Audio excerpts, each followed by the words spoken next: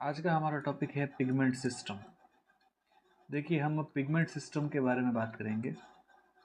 इसके अंदर हम अलग अलग टाइप के पिगमेंट को पढ़ेंगे और जितनी जानकारी यहाँ पर लिखी जा रही है वो सारी की सारी आपके कंपटीशन एग्ज़ाम के लिए या फिर अगर आप थ्योरिकल एग्ज़ाम दे रहे हो, एग्ज़ाम अगर स्कूल का है या कॉलेज का है तो उसके लिए ये इम्पोर्टेंट साबित होगी।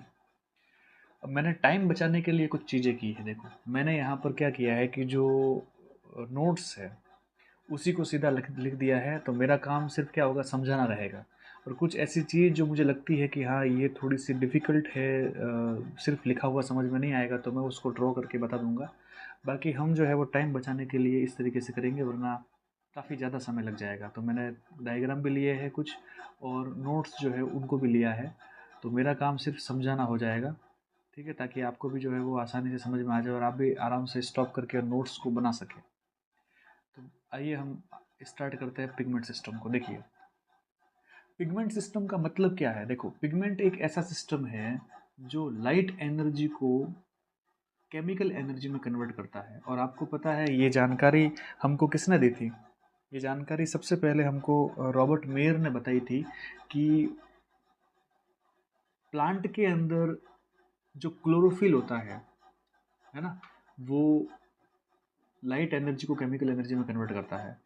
तो क्लोरोफिल जैसे बहुत सारे पिगमेंट होते हैं, कैरोटीनॉइड्स होते हैं, फाइकोबिनोजन होते हैं, ये सब मिल कर के पिगमेंट सिस्टम बनाते हैं।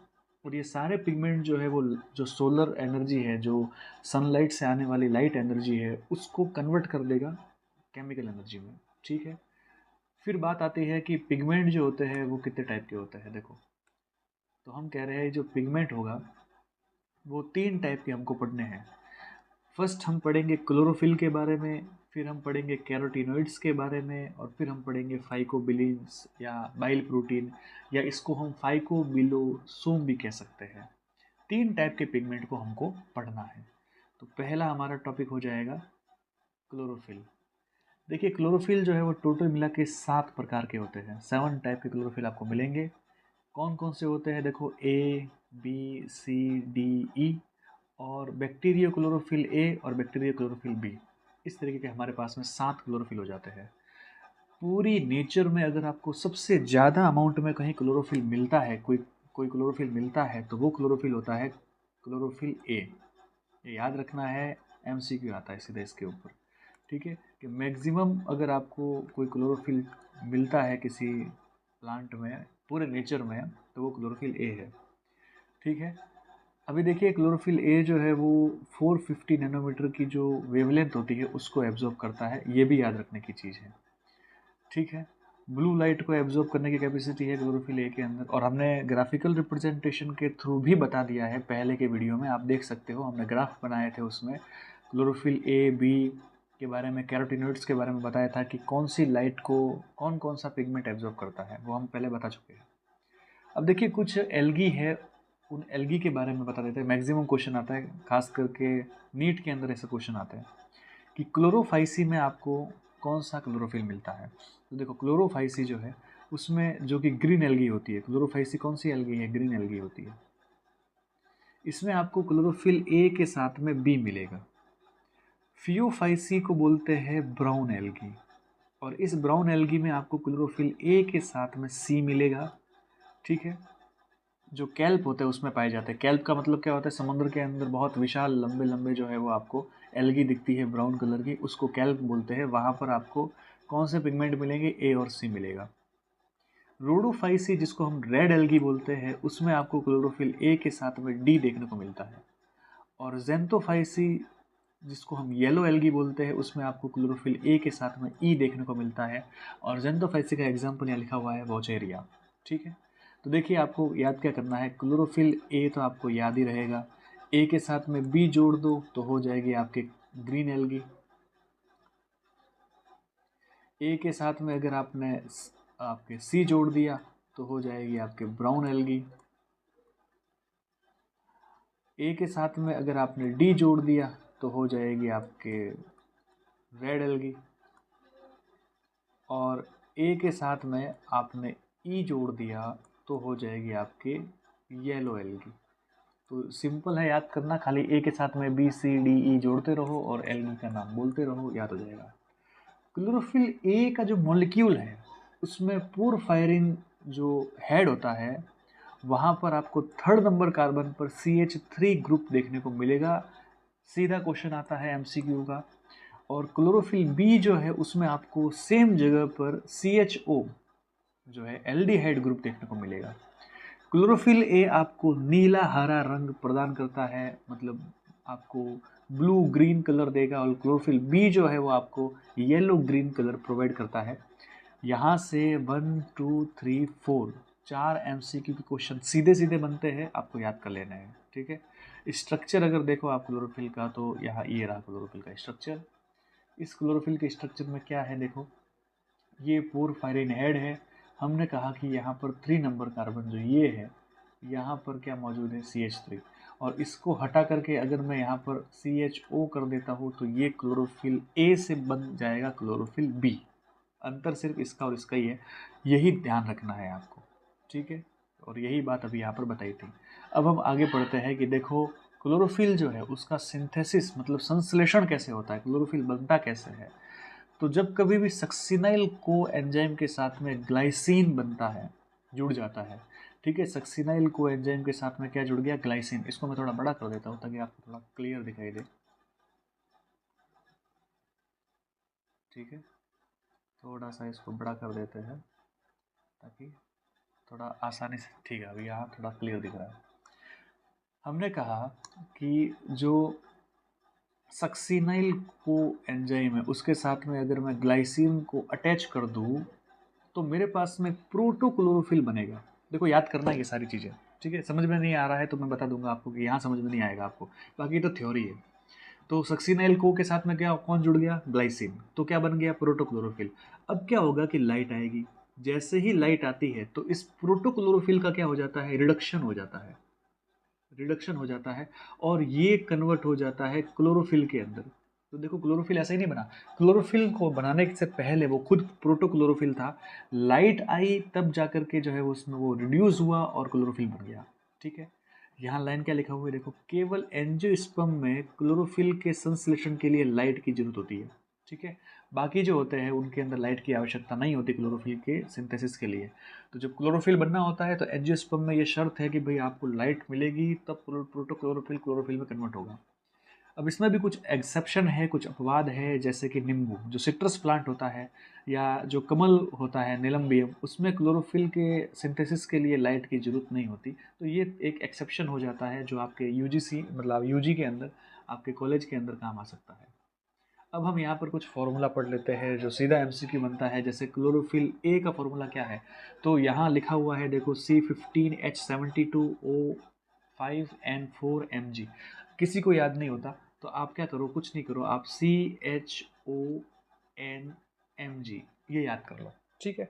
CHONMG, और फिर आपको करना है नंबर याद। जैसे क्लोरोफिल ए लिखा हुआ है तो आपको क्या नंबर याद रखना है, आपको नंबर याद रखना है 55 72 54, ठीक है।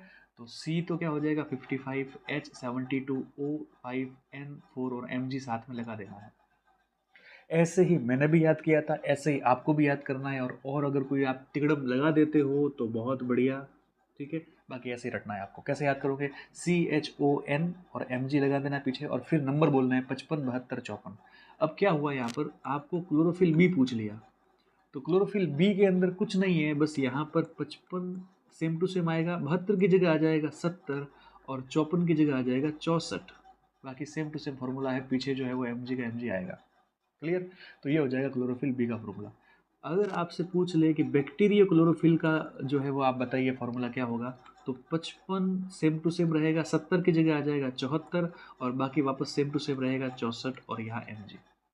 तो बिल्कुल सिंपल है फार्मूला, कोई ज़्यादा मशक्क़त नहीं करनी पड़ेगी आपको, कोई जहमत नहीं उठानी पड़ेगी याद करने के लिए। नंबर याद कर लो, 55 72 54 हो जाएगा क्लोरोफिल ए, 55 70 64 हो जाएगा क्लोरोफिल बी, और 55 74 64 हो जाएगा आपके बैक्टीरिया क्लोरोफिल, ठीक है।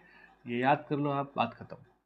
फिर आपके आ जाता है क्वेश्चन स्ट्रक्चर ऑफ क्लोरोफिल पे, कि भैया स्ट्रक्चर बताइए क्लोरोफिल का क्या स्ट्रक्चर होता है। तो पहले तो हम कर देते हैं कलर को थोड़ा सा चेंज, ताकि थोड़ा सा बढ़िया दिखाई दे हमको।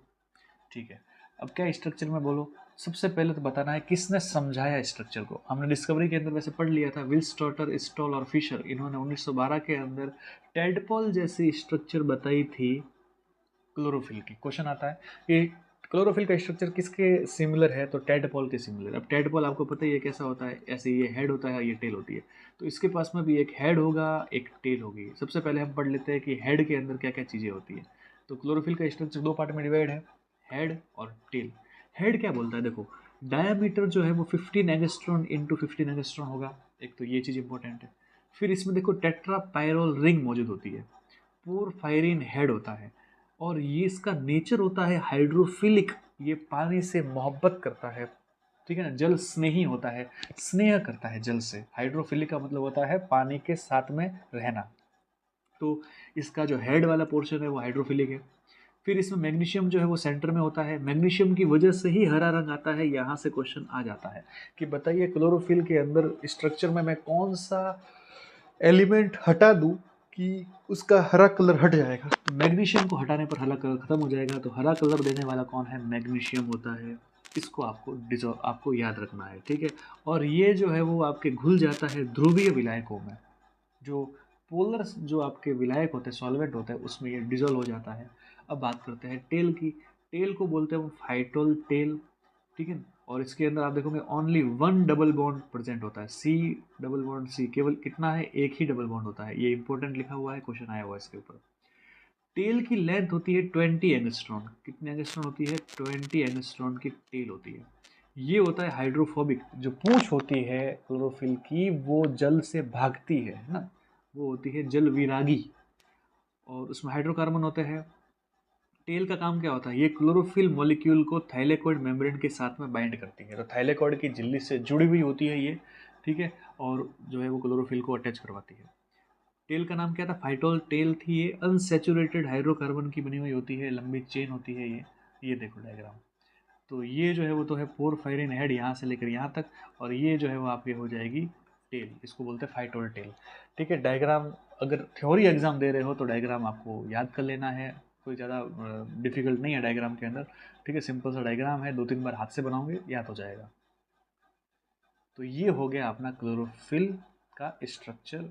अब हम बात करते हैं कि एक फिनोमिना होता है जिसको बोलते हैं इटियोलेशन, ठीक है। ये एक प्रभाव है, ठीक है, एक फिनोमिना है इटियोलेशन। क्या होता है इटियोलेशन, समझेंगे इसको।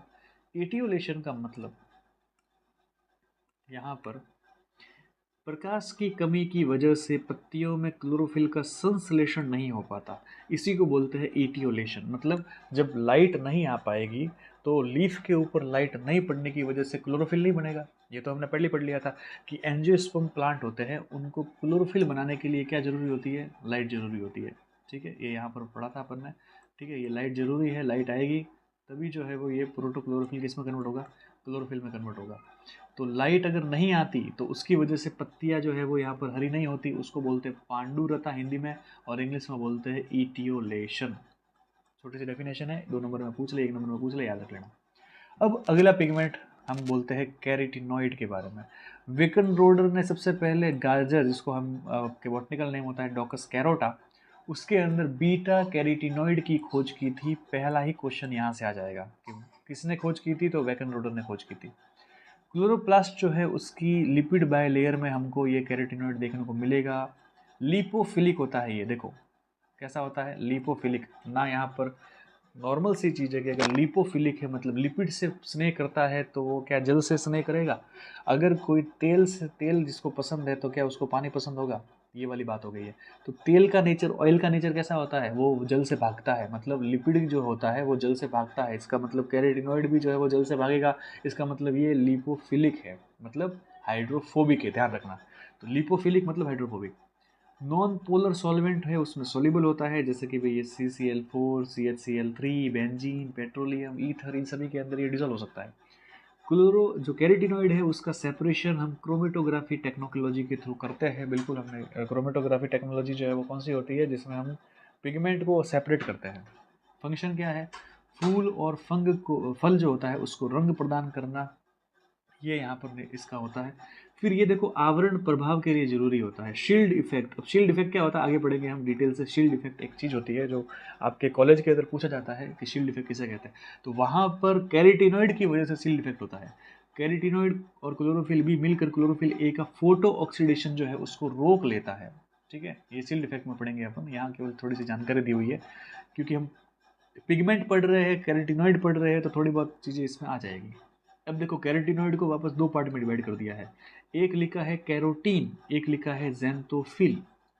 अब कैरोटीन जो है उसका फॉर्मूला पूछते हैं, क्या याद करना है, C40H56 क्वेश्चन पूछा हुआ है, याद करना है। ज़ैंथोफिल का फॉर्मूला पूछते हैं तो आपको कुछ नहीं करना, सेम टू सेम ये 40 होगा, ये 56 होगा और इसके साथ में O2 लगा दो, ये होगा ज़ैंथोफिल का फॉर्मूला। ये दोनों ही क्या होते हैं, कैरोटीनॉइड होते हैं। अब कैरोटीन के बारे में पढ़ लेते हैं पहले। कैरोटीन के अंदर हम देखते हैं कि अल्फा कैरोटीन जो कि रेड एल्गी और ब्राउन एल्गी में देखने को मिलती है, बीटा कैरोटीन जो कि आपके ग्रीन एल्गी और जितने भी जो ग्रीन प्लांट्स है और येलो रेड कलर जो है वो प्रोवाइड करता है, तो यहाँ जितने भी ग्रीन प्लांट है उसके अंदर हमको बीटा कैरोटीन देखने को मिलेगा और ग्रीन एल्गी में भी आपको बीटा कैरोटीन देखने को मिलेगा। फिर कैरोटीन के अंदर ही हम पढ़ते हैं लाइकोपीन, जो कि हमने अभी पढ़ा था जब हमने पेटल्स अपने क्रोमो क्रोमो पढ़ा था ना, क्रोमोप्लास्ट, तो वहाँ पर हमने कहा था कि पेटल जो होता है आपके टमाटर जो होता है, आपके जो मिर्ची होती है उसमें लाइकोपिन की वजह से लाल रंग आता है, तो वो लाइकोपिन वास्तव में क्या है, कैरोटीन होता है, ध्यान रखना। टमाटर का रेड कलर लाइकोपिन की वजह से आता है। ज़ैंथोफिल को पढ़ लेते हैं हम। ज़ैंथोफिल के अंदर एक तो याद रखना है आपको ल्यूटियोल, एक याद रखना है आपको वाइलोजेंथीन, एक याद रखना है आपको क्रिप्टोजेंथीन, एक याद रखना है फ्यूकोजेंथीन, एक याद रखना है नियोजेंथीन। ठीक है, नाम याद रखना है, एग्जाम्पल याद रखना है, इससे ज़्यादा कोई पूछते नहीं आपसे, लेकिन फिर भी हम बात कर लेते हैं। देखो ज़ैंथोफिल के अंदर ल्यूटियोल जो होता है वो होती है रेड एल्गी, वाइलोजेंथीन जो है उसमें ग्रीन एल्गी और जो है वो ग्रीन प्लांट में मिलता है, क्रिप्टोज आपके जेंथीन हो गया, फ्यूकोजेंथीन लिखा हुआ यहाँ पर ब्राउन एल्गी के अंदर देखने को मिलता है। सर्दियों के अंदर है ना पत्तियों का पीला रंग ल्यूटीन की वजह से आता है, तो ल्यूटीन जो है वो क्या है, लाइट आपके ज़ैंथोफिल है, ठीक है, ये ल्यूटियोल वाला है, तो ल्यूटीन जो है वो ज़ैंथोफिल हो जाएगा। ध्यान रखने की बात है, छोटे छोटे ये पूरा का पूरा थ्योरिकल पोर्शन है, इसलिए जो है वो इसमें मैं ज़्यादा टाइम नहीं ले रहा हूँ। एक बार पढ़ रहा हूँ, आप 2-3 बार पढ़ेंगे याद हो जाएगा आपको कंप्लीट, और ऐसे ही रट लेना इसको पूरा, ठीक है। एनिमल के अंदर बीटा कैरोटीन से विटामिन ए का संश्लेषण होता है, वेरी गुड, ध्यान रखना, बहुत इंपॉर्टेंट चीज़ है कि अपन जो गाजर वाजर खाते हैं उसमें होता है क्या, बीटा कैरोटीन। तो बीटा कैरोटीन अपने अपने बॉडी में जाएगा और वो विटामिन ए बनाएगा, उससे हमारी आंखें जो है वो प्रभावी हो जाती है। गोल्डन राइस जो होता है, बायोटेक्नोलॉजी 12th चैप्टर के अंदर ही आएगा, आपके एप्लीकेशन वाले चैप्टर में, तो उसके अंदर लिखा हुआ है गोल्डन राइस में बीटा कैरोटीन जो है वो बहुत प्रचुर मात्रा में होता है, उसी की वजह से विटामिन ए जो है वो आपकी बॉडी में बनता है। कैरोटीन में बीटा कैरोटीन और ज़ैंथोफिल में ल्यूटीन जो है वो हर एक ग्रीन प्लांट में मिलता है। तो अगर आपसे पूछे कि बताओ ग्रीन प्लांट के अंदर क्या क्या मिलेगा, तो ग्रीन प्लांट में आपको बीटा कैरोटीन हमेशा मिलेगा और ल्यूटीन जो है वो हमेशा मिलेगा। इतनी सी बात आपको ध्यान रखनी है। आगे बात करते हैं फाइकोबिलिन्स के बारे में। जितने भी ये जो पिगमेंट होते हैं ये केवल रेड और ब्लू ग्रीन एल्गी में देखने को मिलता है। कहाँ मिलेगा, केवल और केवल रेड एल्गी में और ब्लू ग्रीन एल्गी में आपको फाइकोबिलिन्स देखने को मिलेंगे। अब ये वापस दो टाइप के हो जाएंगे, एक होता है फाइको एरिथ्रिन, ध्यान रखना, देखो फाइको का मतलब होता है प्लांट, है ना, और एरिथ्रिन का मतलब होता है रेड, तो ये रेड रंग का पिगमेंट है जो रेड एल्गी मतलब रोडोफाइसी में मिलता है आपको। और फाइकोसाइनिन, फाइको मीन्स प्लांट और साइनिन मीन्स होता है ब्लू, तो ये नीले रंग का पिगमेंट है जो मुख्य रूप से ब्लू ग्रीन एल्गी में देखने को मिलेगा, ठीक है, साइनोफाइसी। अब फाइकोबिलिन्स के अंदर केवल टेट्रापाइरोल रिंग मिलती है आपको, ठीक है। इसमें फाइटोल टेल या फिर मैग्नीशियम जो कि ग्रीन कलर के लिए रेस्पॉन्सिबल होता है, वो दोनों ही क्या होता है, एब्सेंट। वेरी इंपॉर्टेंट, यहाँ से क्वेश्चन आता है, ध्यान रखना कि आपको फाइकोबिलिन्स में क्या नहीं मिलता, मैग्नीशियम नहीं मिलता। अब यहाँ कुछ चीज़ें देखो, एक क्वांटासोम जो है उसके अंदर कितने क्लोरोफिल के मॉलिक्यूल होते हैं, मतलब पिगमेंट होते हैं, तो 230 के आसपास होते हैं। ये हमने पढ़ लिया है कि लगभग 230 से 400 के आसपास में आपको पिगमेंट मिलेंगे। क्वांटासोम के बारे में जब पढ़ा था अपन ने, तो हमने ये बात कर ली थी जब हमने पिछले वीडियो के अंदर क्लोरोफिल का स्ट्रक्चर पढ़ा था, उसमें हमने बड़े डिटेल से क्वांटासोम के बारे में पढ़ा है। हम यहाँ पर फाइकोबिलिनोसोम के ऊपर थोड़ा सा टारगेट कर लेते हैं। देखो दो टाइप का है, फाइकोसाइनिन और फाइकोएरिथ्रिन। अब मुद्दा क्या है, देखो आपसे पूछेंगे कि साइनोफाइसी के अंदर आपको क्या क्या मिलता है। तो साइनोफाइसी है तो इसमें सी फाइकोएरिथ्रिन और सी फाइकोसाइनिन आपके मिलेगा। और रोडोफाइसी है तो इसमें आपको आर फाइकोसाइनिन और आर फाइकोएरिथ्रिन देखने को मिलता है। ये याद कर लेना है। एक वर्ड लिखा हुआ है गॉडिकोव इफेक्ट। क्या होता है, सरफेस पर ब्लू कलर और डीप में आपको रेड कलर दिखाई देता है एल्गी के अंदर, उसको हम गॉडिकोव इफेक्ट पढ़ते हैं। ये आगे पढ़ेंगे, अलग से ही नाम आता है गॉडिकोव इफेक्ट क्या होता है। तो वहाँ पर आप क्या बोलोगे कि सरफेस पर तो आपको देखो, जब आप किसी को पानी में देख रहे हो, सोचो कोई एल्गी है, तो आप जब ऊपर से देखोगे ना तो आपको ब्लू कलर दिखाई देगा। लेकिन सोचा कि अभी देखो ब्लू कलर की एल्गी में नीचे लेके आता हूँ, और जैसे ही आपने डाइव किया अंदर पानी में गए, तो आपको वो कलर, वो ब्लू कलर की एल्गी गायब हो जाएगी और आपको वहाँ ब्लू कलर की जगह क्या दिखाई देगा, रेड कलर। इस इफेक्ट को हम गॉडिकोव इफेक्ट बोलते हैं कि ऊपर से देखो तो ब्लू, नीचे जाके देखो तो रेड, ये वाली चीज़ गॉडिकोव इफेक्ट में आ जाती है। इतनी ही जानकारी इसमें आपको याद रखनी है। अब हमारा जो पिगमेंट सिस्टम है उसको हम थोड़ा सा और अच्छे तरीके से, जो आपके एग्ज़ाम के अंदर आती है चीज़ें और जहाँ आपको याद करने में प्रॉब्लम आती है या समझने में प्रॉब्लम आती है, मैं उस चीज़ को समझा देता हूँ आपको। क्या समझना है, देखो पहली चीज़ समझना तो ये है कि यहाँ लिख के समझा रहा हूँ मैं ताकि आपको समझ में आए। देखो हमने क्या बात की थी, ये हमने बनाई थी थाइलेकॉइड, ठीक है। और इस थाइलेकॉइड के अंदर हमने यहाँ पर ये बना दिया था आपके क्वांटासोम, जिसके अंदर दुनिया भर के पिगमेंट होता है। अब अगर मैं इस क्वांटासोम को निकाल करके देखूँ तो मुझे इसमें क्या मिलेंगे, खूब सारे पिगमेंट मिलेंगे। ये तो हमने पढ़ लिया है कि भाई क्वांटासोम में खूब सारे पिगमेंट होते हैं। तो ये क्वांटासोम के जो पिगमेंट हैं, मैं इनको बना देता हूँ इस तरीके से। मैंने यहाँ पर ये खूब सारे पिगमेंट बना दिए ये, ठीक है। ये हो गए भाई पिगमेंट खूब सारे, ये पिगमेंट हो गए। अब ये सारी की सारी चीज़ें जो है वो क्या है, क्वांटासोम। ये क्वांटासोम के अंदर मौजूद पिगमेंट है, मैंने इसको अलग से ड्राइंग बनाई है, ठीक है। ये क्या है, क्वांटासोम है और इसमें ये पिगमेंट है सारे सारे ब्लैक कलर के।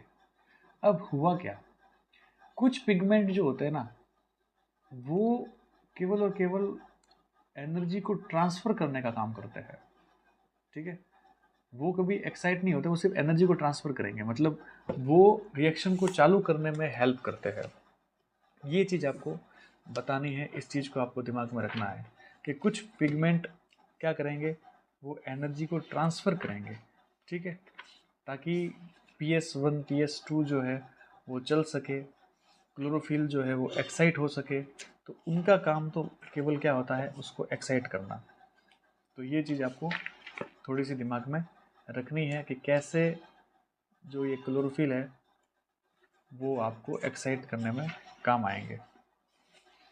तो हमने पिगमेंट सिस्टम को जो है वो कितने पार्ट में डिवाइड कर दिया है, टोटल 2 पार्ट में डिवाइड कर दिया है। एक कौन सा पार्ट है जो हमें बता रहा है कि बहुत सारे पिगमेंट मौजूद हैं, तो इनको बोलेंगे हम light harvesting complex. Light harvesting complex बोलेंगे इनको। तो ये सारे के सारे जो है वो हो जाएंगे लाइट हार्वेस्टिंग कॉम्प्लेक्स। और कुछ जो है पिगमेंट, उनको हम बोलेंगे रिएक्शन सेंटर। तो लाइट हार्वेस्टिंग कॉम्प्लेक्स और रिएक्शन सेंटर जो है वो आपको दिमाग में रखना है, ठीक है। होगा क्या, तब होगा ये कि जितने भी पिगमेंट है, देखो ये क्वांटासोम में हमने बहुत सारे पिगमेंट बनाए हैं। तो जितने भी पिगमेंट मॉलिक्यूल्स होते हैं फोटो सिस्टम के अंदर, वो फोटोन को एब्जॉर्ब तो कर सकते हैं। तो मैं यहाँ लिख देता हूँ एब्जॉर्ब फोटोन। ये फोटोन को एब्जॉर्ब कर लेते हैं, लेकिन केवल कुछ ही क्लोरोफिल मॉलिक्यूल्स जो है वो ऐसे होते हैं जो फोटोकेमिकल रिएक्शन सेंटर में मौजूद होते हैं, ठीक है। और वो ट्रांसड्यूस करते हैं आपके लाइट एनर्जी को किसमें, केमिकल एनर्जी में। तो समझना क्या है कि पिगमेंट तो खूब सारे हैं, लेकिन कुछ ही क्लोरोफिल के मॉलिक्यूल है जो लाइट एनर्जी को किस में कन्वर्ट कर देंगे, केमिकल एनर्जी में कन्वर्ट कर देंगे। इसमें टाइम मैं ज़्यादा क्यों ले रहा हूँ, यहाँ पे कंफ्यूजन होता है बच्चों के, इसलिए मैं इसमें टाइम ज़्यादा ले रहा हूँ। तो क्या बोला मैंने, थाइलेकॉइड स्ट्रक्चर में क्वांटासोम होता है जो कि यूनिट ऑफ फोटोसिंथेसिस है। लाइट आती है तो क्वांटासोम के हर एक पिगमेंट मॉलिक्यूल उस लाइट की फोटोन एनर्जी को एब्जॉर्ब करता है। यहाँ तक भी बात सही है, लेकिन ये सारे के सारे जो पिगमेंट जो फोटोन एनर्जी को एब्जॉर्ब करते हैं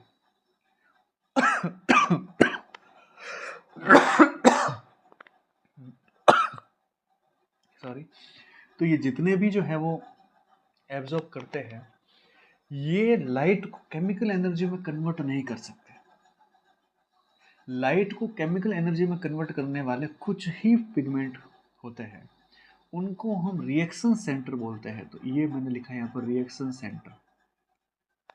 इस तरीके से क्वांटासोम के अंदर मौजूद पिगमेंट एक सिस्टम की फॉर्म में काम करता है, उसको बोलते हैं पिगमेंट सिस्टम, जिसमें लाइट हार्वेस्टिंग कॉम्प्लेक्स में दुनिया भर के पिगमेंट आ जाएंगे।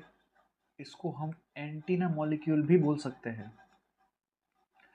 और दूसरी तरफ आ जाता है आपका रिएक्शन सेंटर, जो लाइट को केमिकल एनर्जी में कन्वर्ट करेगा।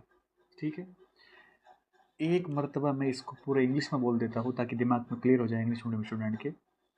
All the pigment molecules in a photo system can absorb photons, but only a few chlorophyll molecules associated with the photochemical reaction center are specialized to transduce light energy into chemical energy. The other pigment molecules in a photosystems are called light harvesting or antenna molecule. यहाँ तक बात समझ में आ रही है? They absorb light energy and transmit it rapidly and efficiently to the reaction center. तो ये सिर्फ और सिर्फ लाइट एनर्जी को एब्जॉर्ब करता है और ट्रांसफर कर देता है। Some of these proteins are associated primarily with photosystem second and are called light harvesting complex second proteins. Other are associated with photosystem first and are called light harvesting complex first protein. These antenna complex are also known as chlorophyll A और B antenna protein. तो ये चीज जो है ये आपको बतानी है पिगमेंट सिस्टम के अंदर। ठीक है, तो देखो यहाँ डायग्राम बना हुआ है, ये मैंने वापस क्यों बनाया है ताकि आपको कंसेप्ट समझ में आए। तो देखो जो क्वांटम थी, ठीक है ना, क्वांटम एनर्जी, फोटोन जो एनर्जी है वो आई, ये जितने भी मॉलिक्यूल है ये सारे के सारे लाइट हार्वेस्टिंग कॉम्प्लेक्स है, ये केवल ट्रांसमिट करेंगे एनर्जी को और ये क्या दे देंगे, इसको दे देंगे रिएक्शन सेंटर को। तो ये रिएक्शन सेंटर हो गया। इसने क्या किया यहाँ पर, रिएक्शन सेंटर को जैसे ही मिला तो ये ऑक्सीडाइज फॉर्म थी पहले, और ये किस में हो गई, अब रिड्यूस्ड फॉर्म के अंदर जो है वो चेंज हो जाती है। ठीक है, और ये जो है वो आपके सिक्वेंशियल फॉर्म में ऑक्सीडेशन और रिडक्शन जो है वो प्रोसेस वो चलती रहती है। ठीक है, यहाँ लिखा हुआ है क्रमिक रूप से ये ऑक्सीडेशन और रिडक्शन प्रोसेस चलती रहती है, और इसी के दरमियान जो है वो आपके जो एनर्जी है वो धीरे धीरे इकट्ठी होती है केमिकल की फॉर्म में। ठीक है, तो ये फोटो पिगमेंट सिस्टम जो है वो कोई ज़्यादा कोई पहाड़ नहीं है, बस समझना है कि कहाँ होता है। तो हमने क्या कहा, क्लोरोफिल था। ठीक है, ये क्लोरोफिल है, क्लोरोफिल के अंदर ग्रेना होता है, ग्रेनम, इस ग्रेनम के अंदर यहाँ थाइलेकोइड होता है। इस थाइलेकोइड को खोल के देखो तो इसके अंदर यहाँ पर क्वांटासोम होता है। इस क्वांटासोम के अंदर मौजूद होता है ये कंप्लीट सिस्टम, जिसमें आपको लाइट हार्वेस्टिंग कॉम्प्लेक्स मिलेंगे और रिएक्शन सेंटर मिलेगा। लाइट हार्वेस्टिंग कॉम्प्लेक्स और रिएक्शन सेंटर में क्या डिफरेंस है, लाइट हार्वेस्टिंग कॉम्प्लेक्स में वो मॉलिक्यूल आते हैं जो सिर्फ और सिर्फ एनर्जी को ट्रांसफर करते हैं। तो फिर रिएक्शन सेंटर में कौन आएगा, जो लाइट एनर्जी को केमिकल एनर्जी में कन्वर्ट कर सकता है वो आएगा। तो ये हो जाएगा क्लियर, खत्म। ये आपका हो गया पिगमेंट सिस्टम। और अब हम बात कर लेते हैं फोटो सिस्टम फर्स्ट और फोटो सिस्टम सेकंड के डिफरेंस के बारे में, और उसके बाद में फिर बात करेंगे फोटो सिस्टम फर्स्ट और सेकंड कैसे काम करता है और उसमें अलग अलग जो स्टेप है वो क्या होता है। फोटो सिस्टम फर्स्ट और सेकंड में डिफरेंस सबसे पहले पढ़ लेते हैं कि क्या डिफरेंस है। देखो याद करना, ये तो रटने की चीज़ है, हालांकि इसको बाद में समझेंगे, पहले इसको थोड़ा जो पॉइंट है वो दिमाग में रखना है जो आपके आगे काम आएंगे वापस। देखो पढ़ लेते हैं पहले यहाँ पे। पहली चीज़ तो फोटो सिस्टम फर्स्ट जो है उसमें रिएक्शन सेंटर होता है P700, और फोटो सिस्टम सेकंड के अंदर रिएक्शन सेंटर होता है 680। पहला पॉइंट तो ये याद रखना है। Second point, photo system first में 680 नैनोमीटर जो है वो मिलता है आपको वेवलेंथ, और फोटो सिस्टम सेकंड के अंदर केवल 680 नैनोमीटर की शॉर्टर वेवलेंथ जो है वही एब्जॉर्ब कर सकता है। तो आप ध्यान रखना है कि फर्स्ट के अंदर तो लॉन्ग और शॉर्ट मतलब 680 नैनोमीटर से छोटी और बड़ी दोनों ही वेवलेंथ को एब्जॉर्ब करने की कैपेसिटी यहाँ होती है, जबकि PS सेकेंड में सिर्फ और सिर्फ छोटी वेवलेंथ ही एब्जॉर्ब होती है। PS1 देखो साइक्लिक और नॉन साइक्लिक दोनों ही फोटो फॉस्फोराइलेशन में भाग लेता है। साइक्लिक नॉन साइक्लिक क्या होता है, ये वेवलेंथ क्यों एब्जॉर्ब करता है, ये सब चीज़ें हम पढ़ेंगे।